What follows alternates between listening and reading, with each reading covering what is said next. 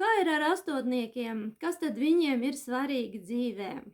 Astotnieki ir tie, kuriem ir svarīgs rezultāts. Tādēļ viņi cilvēkus šķiro pēc tā, vai no viņa ir rezultāts, vai no viņa nav rezultāts. Vai cilvēks ir devis kaut kādu solījumu, viņš ir izpildījis, vai nav izpildījis.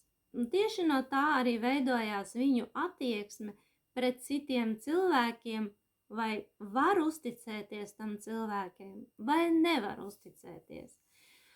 Un, protams, notiek astotniekiem vilšanās, rezultātā, protams, ar šiem cilvēkiem tiek pārtraukts arī attiecības, un lielā mērā astotniekus skar krīze materiālā un finansiālā ziņā.